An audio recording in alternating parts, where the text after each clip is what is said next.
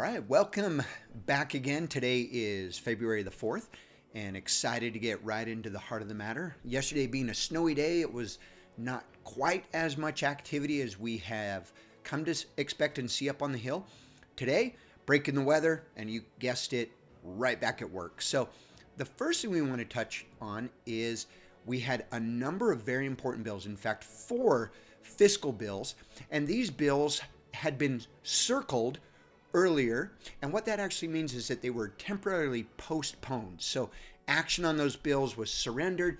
They held their place on the reading calendar, and then today the sponsor of the bill voted to, or moved that the bill be uncircled, and upon that motion passing, the bill was immediately placed back on the reading calendar. So a little bit of vocabulary about that. Again, check out the show notes down below, and you can stay up to date with us on all of these vocabulary terms that we're coming to expect on the Hill.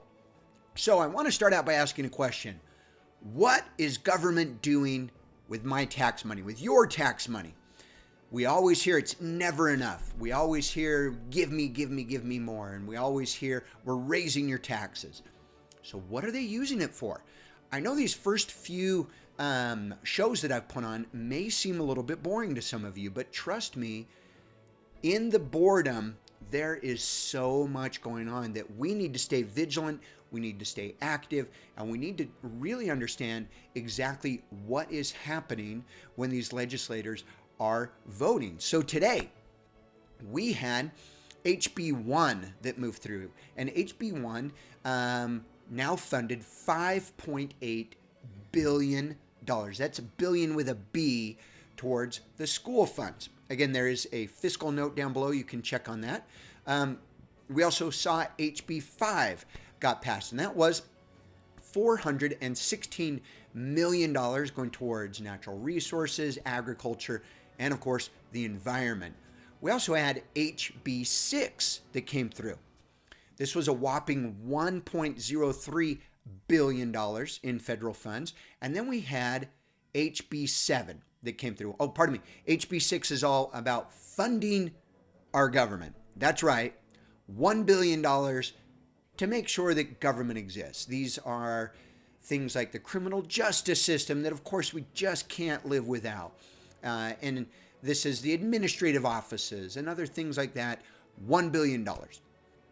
We had HB 7, and that was like I mentioned, the social services at $6.5 billion, $4.1 billion in federal funding.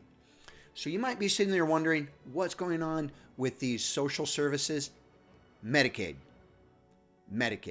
So in order for Utah to qualify for the maximum amount of federal funds, which of course we want, we have to insure up to 138% of individuals, which then means Utahns are spending over $1 billion on the fund, and the federal government is currently kicking in $4.1 billion.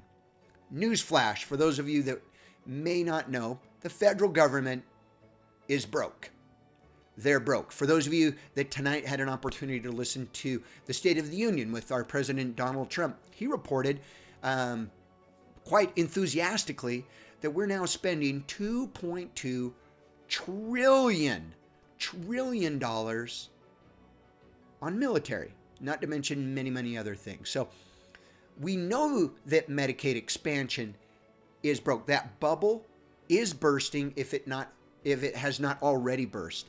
Our legislators know this. Everybody knows this. But what do we continue to do?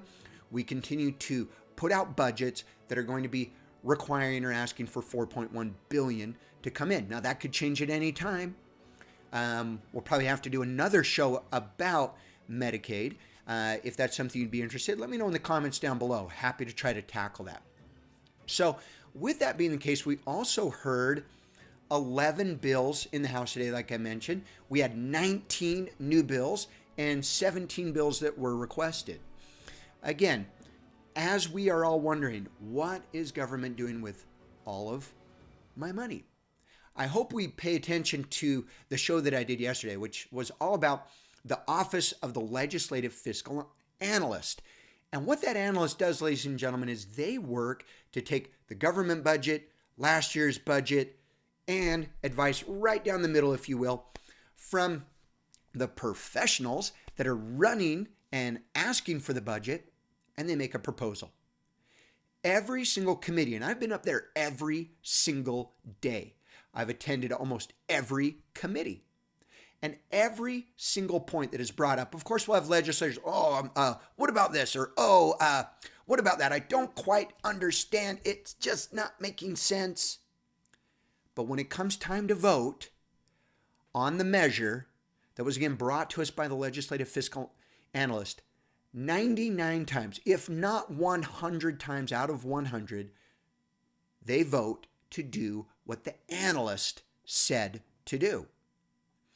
Again, I find this very, very troubling.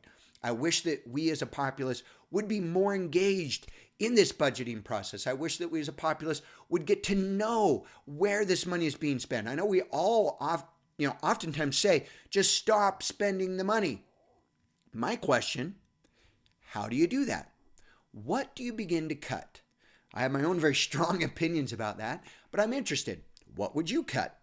And we'll perhaps do another show about all of this spending that is occurring and the idea that just because we did it and just because we should do it because for some reason we started doing it, how do we get out of it? Medicaid's a great example of that. We've been doing it. The fund is broke. The feds will no longer be getting us that money, which, newsflash again, if the feds did not get us that $4.1 billion, it would be done. Finished. Over. So if that's what we're staring in the eyes and it's in the not too distant future, my question is, what are we doing? What can we do and what should we do? Again, thank you so much for tuning in. Check out the links below and we'll see you guys tomorrow. Thank you.